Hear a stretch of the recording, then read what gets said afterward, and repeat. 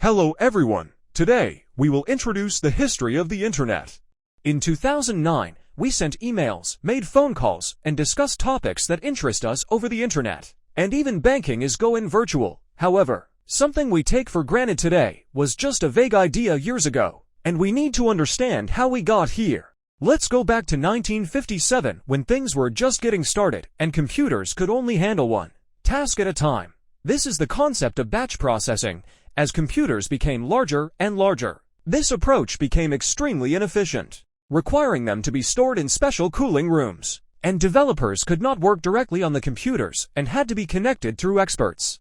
Programming requires a lot of manual work and often leads to errors and wasted time due to indirect connections to the computer, which makes developers stressed. The year 1957 marked a great change. In order for developers to work directly on the computer, remote connectivity must be installed. At the same time, people began to think about the concept of time sharing, an important milestone in computer technology that allowed multiple users to share the processing power of a computer. On October 4, 1957, during the Cold War, the Soviet Union launched Sputnik 1, the first unmanned satellite, into orbit. Concerns about gaps in missile technology prompted the creation of the Defense Advanced Research Projects Agency. By 1958, knowledge was still transmitted primarily from person to person.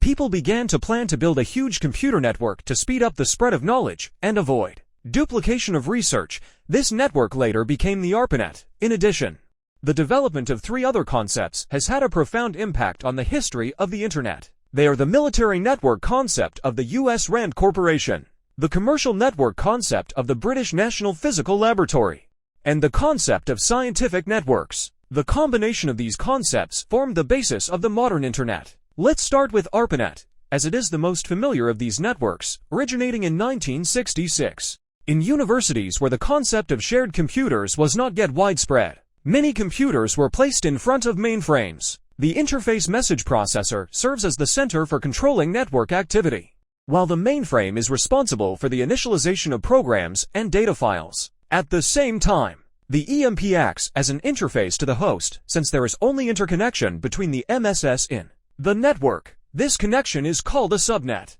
and it was the first network control protocol connection between computers, later superseded by the more efficient transmission control protocol, and TCP, which features authentication of the final transmission. Let's look at the UK's NPL network, which was designed based on business needs to avoid line congestion and large data transmissions. To achieve this, the central file is broken into smaller packets and reassembled at the receiving end. Packet switching technology was born in 1962.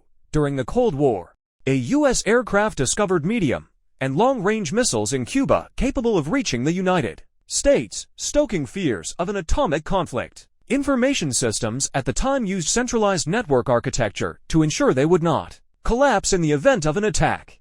To address this challenge, a decentralized network architecture must be developed so that even if some nodes are lost, the entire system can still operate. Communications still rely on radio waves, but problems can arise in the case of an atomic attack because the ionosphere will be affected, rendering long-wave radio waves ineffective. Therefore, adopting a distributed network model became a better solution and another milestone in the development of French networks.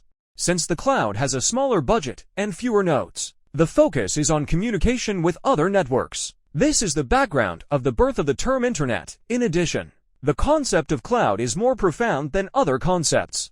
And in the communication process between sender and receiver, NPL technology comes into being. The computer is no longer directly involved, but only acts as a transmission node. Therefore, cloud protocols enable direct connectivity by integrating the physical layer into the hardware. The end-to-end structure inspired by SO Cloud is the foundation of the network and drives compatibility issues between different networks. Phone companies created the X.25 protocol to allow communications over their services, but users paid a base monthly fee. Finally, DARPAS Transmission Control Protocol connects computers through gateways, while the International Organization for Standardization designed the OCI reference model. The innovation of OCI is to try to standardize the network from the end and divide the channels into different layers. TCP eventually absorbed the strengths of the OCI reference model and evolved into the TCP/IP protocol. which became the standard for ensuring compatibility between networks and eventually unifying them to form the Internet by February 28, 1990. The ARPANET hardware had been removed, but the Internet was up and running. Please follow us for more content.